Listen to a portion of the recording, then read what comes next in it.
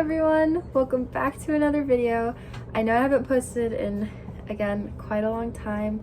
I've been out of the country and I finally got back. I got settled. I was sick for a while, but now we're doing great. And today's YouTube video is going to be about mental health in high school. I made a post on my Instagram about this, but I wanted to elaborate more because I feel like there are some things that I just was not able to say because I didn't want anyone to watch my story for a good 10 minutes and then get bored. So I was like, might as well do it on my YouTube channel. But I'm going to be telling you guys what you should and shouldn't do for your mental health in high school, as well as what you should and shouldn't do kind of academically. I have one point about academics because I'm trying to keep this video kind of far away from academics. My first point, and probably one of the most important points, is prioritize yourself. Be selfish when it comes to you. And probably like, what do you mean by this? What do you mean by prioritize yourself? Well, prioritizing yourself makes sense.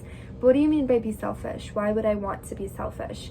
If you don't want to hang out with someone or you want to say no to something, just say no. Don't hang out with that person. I know a lot of us like to people please and like to give the people what they want to hear. However, you're gonna have to become comfortable with making people uncomfortable to keep yourself comfortable, if that makes sense. So in essence, if you have to say no to someone to prioritize your own peace, do it. Don't do it for the sake of the hangout. Don't do it because you're scared everyone else isn't gonna get along if you're not there. Stop caring about other people because in the end, it's your college application that this is gonna affect. And it's your life. This is going to be your life in the long run.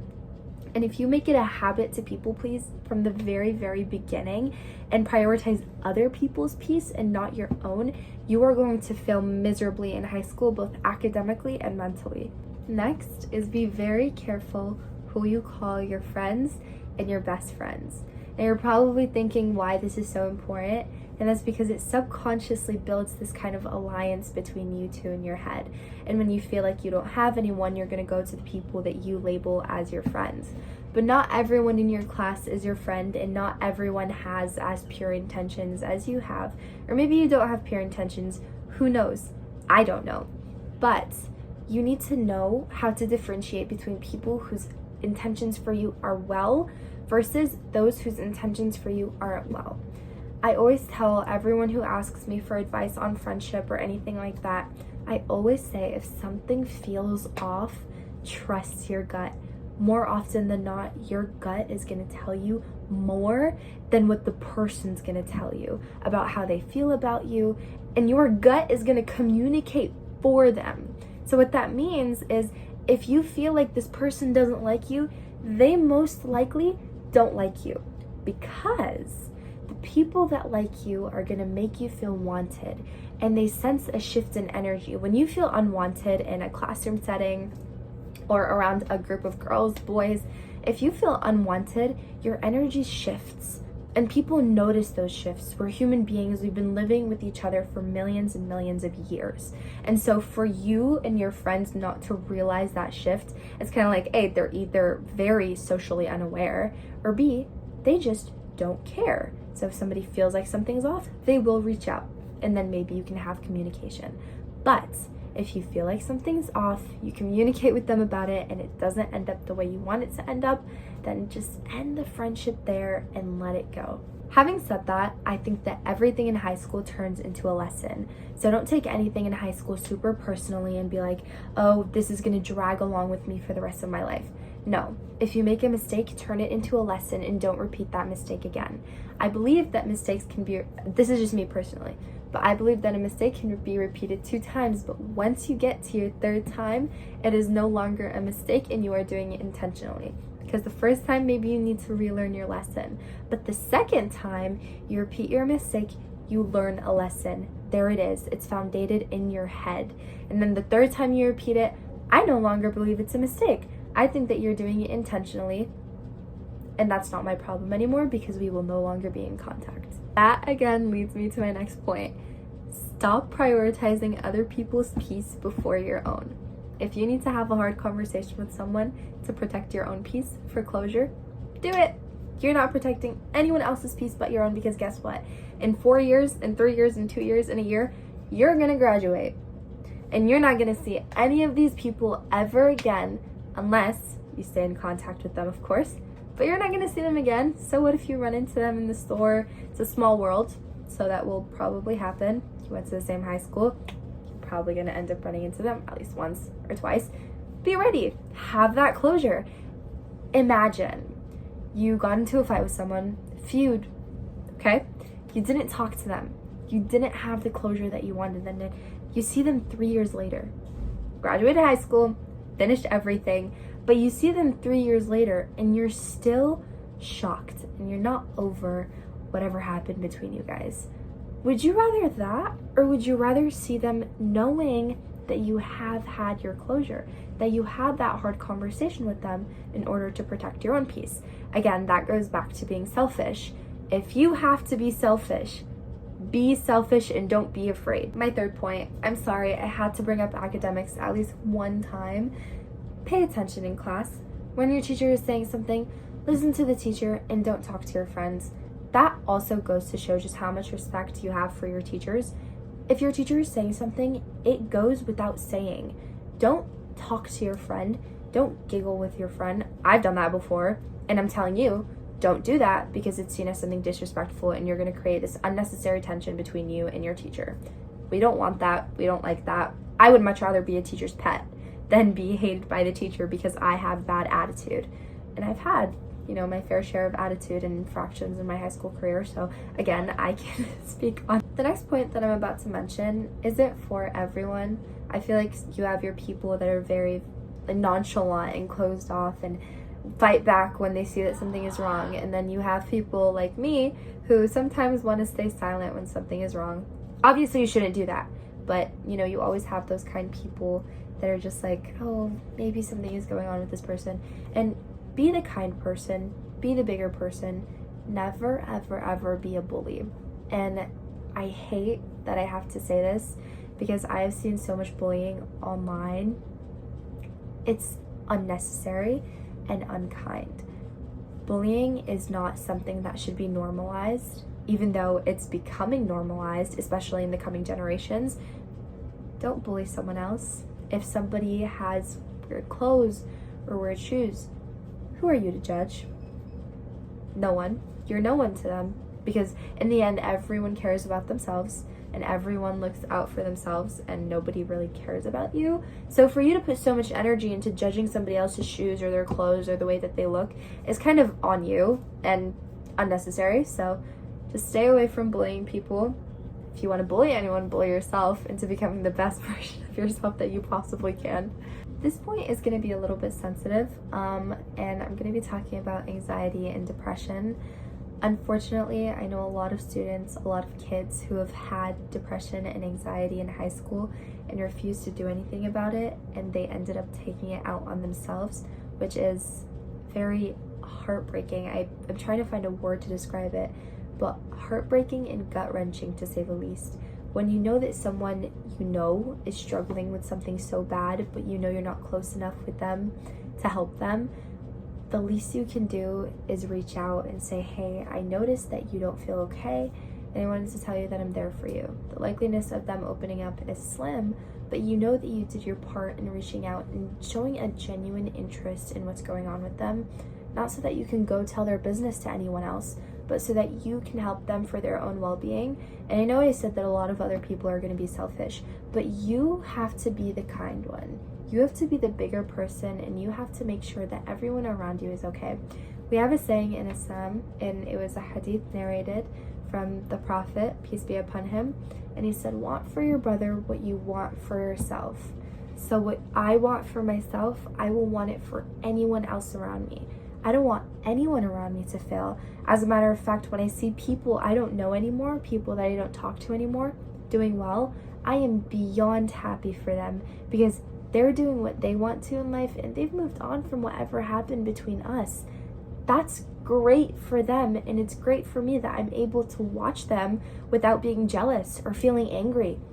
I genuinely get really happy when I see people do things that uplift their community maybe, or get into a new sport or get into a new hobby. Whenever I see people that I no longer talk to, that I'm no longer in connection with, do something great with their lives, I'm genuinely happy for them. And that's not because, and I'm not trying to say like, oh my god, I'm like such a great person. I have definitely done my fair share of horrible things, but you just have to get over your jealousy, and you just kind of have to be happy for everyone wherever they are, because you being jealous of them is not going to change anything in their lives, and it's kind of fan behavior. So don't be jealous, don't backbite about people, it's unnecessary, and be kind.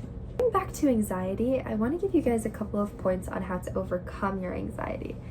First and foremost, if you don't do this already, talk to yourself in the mirror. Find out how you can articulate your words properly so that you don't feel shy when you're talking to someone. I have had multiple conversations with myself in my own head out loud. Sometimes I go for walks where I literally speak to myself in public. It's like embarrassment therapy. I don't know if that's a thing, but embarrassment therapy. My biggest tip for anxiety is to just do. You can't say, I'm going to take baby steps into becoming a good speaker, or I'm going to take baby steps into overcoming whatever fear that I have. You just have to do it. There's no way to mentally prepare yourself for what's going to happen. If you're scared to speak in front of an audience, maybe start with 4 or 5 people. That's still an audience. And then that audience is able to expand from 4 to 5 people to maybe 10 people. Present something in front of your class. Speak for more than 20 seconds. Do something that's going to allow you to exit your comfort zone. Once you exit your comfort zone, you create this new comfort zone for yourself. And so you have, for example, this was your box. You have this circle that surrounds your box. It's kind of small radius, diameter, okay?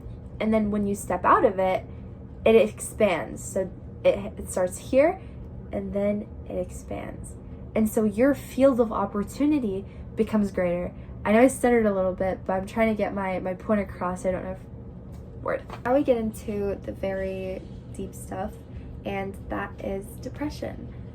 I know a handful of people who've had depression. I haven't said anything, and that's my mistake for not saying anything to them, knowing that they were in a bad place. Depression can literally eat someone alive, and you might fall victim to it too. But depression doesn't have to make you sad 24/7. People are oftentimes under the impression that once they get depression, nothing in life can go well for them. But the truth is, you can live with depression and be happy at the same time. What this means is everything that happens to you in your life, whether it be good or bad, try to create something of it. If you're happy, say, in my religion, if you're religious, just thank God, be like, this is a great blessing. Or if something bad happens, thank God for that as well.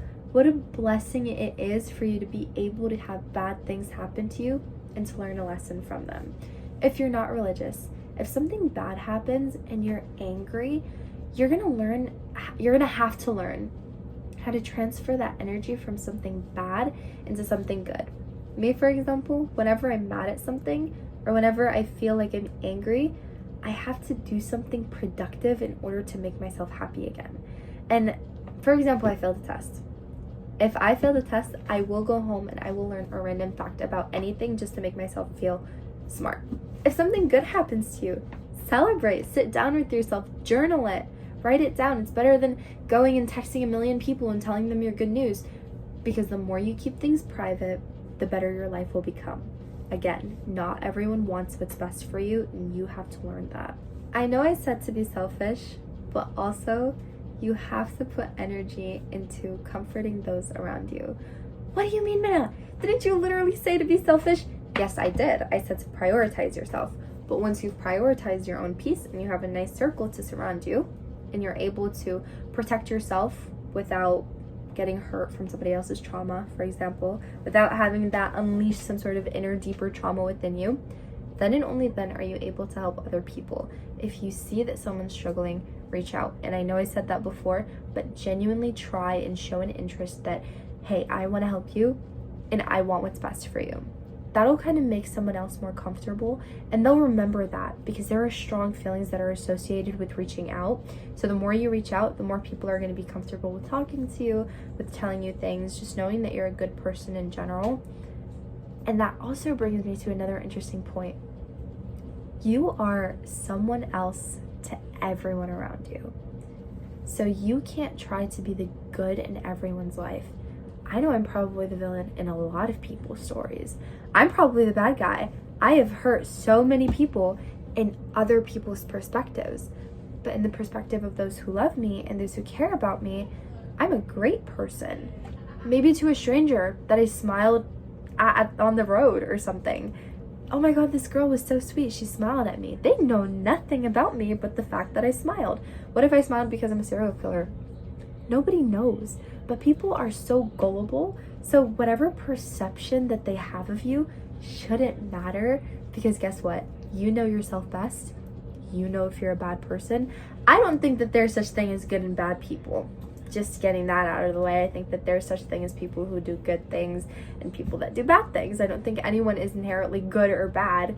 You just kind of go about life doing good and bad things, and you're just a person. You're just living after all. I was mid-speech and I kind of threw myself off because I remembered something.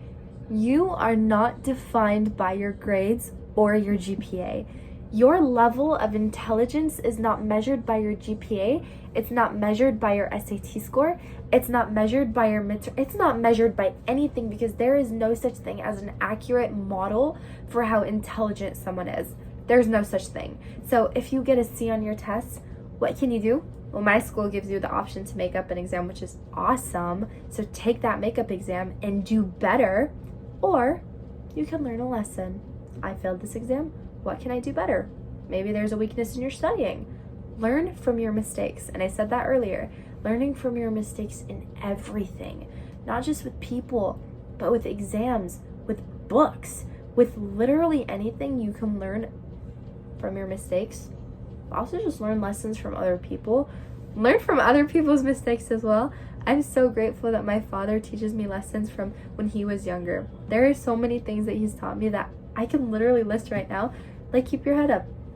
If something bad happens to you, don't let people see that you are weak, because that's when people are gonna take their chance and pry on you. They're gonna find your weakness and they're gonna do everything they can to bring you down. Again, I have had so many experiences with so many different kinds of people, and it's not great. Just remember that you're not defined by your grades. You're not defined by anything numerical.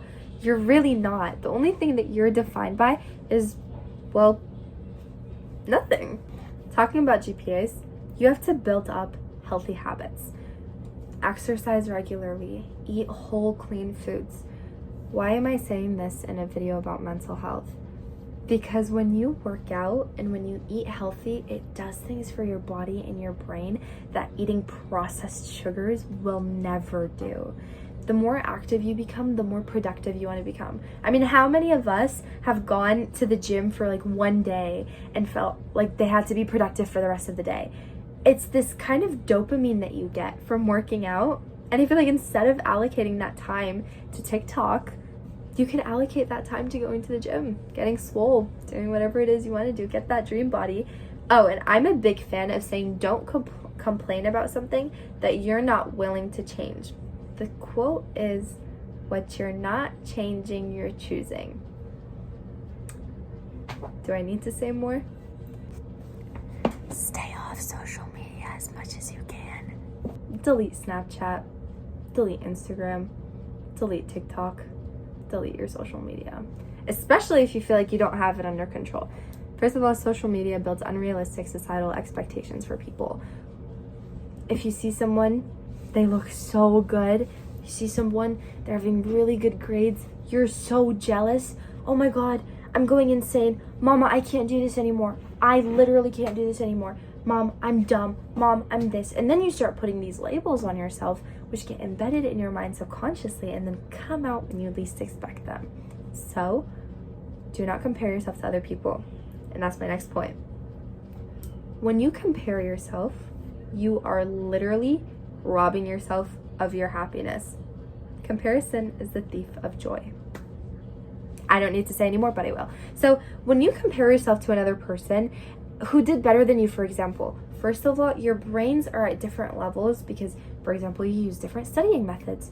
You're not going to get the exact same score as someone else because they're at a different brain level as you are. Yes, you can reach the level of brain knowledge, brain power that they're at. Yes, you can. But just because you did worse than them that one time does not mean that you can't catch up to them in the end.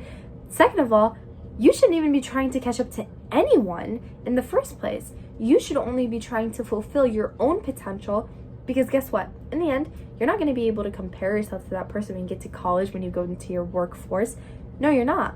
The only person you're going to be able to compare yourself to is who you were yesterday. So what I would recommend is, instead of comparing yourself to that person online, instead of comparing yourself to the girl that you saw on the street or the boy that you saw running half a marathon, instead of doing that, just compare yourself to who you could be, because then you become your own greatest competition. And there is no better competition than yourself. Because if I know a lot of people that are like, oh, my prime was when I had abs 6 years ago. There you go. Now you're in a battle with yourself to become who you once were. Awesome, right? Anyway, that's all I have for now. My brain is kind of fried, very tired, not jet lagged anymore though, which is awesome. If you guys have any questions about high school or about anything in general, just ask in the comments and I would be more than happy to answer. And I hope you guys have a great rest of your days, and thank you for watching.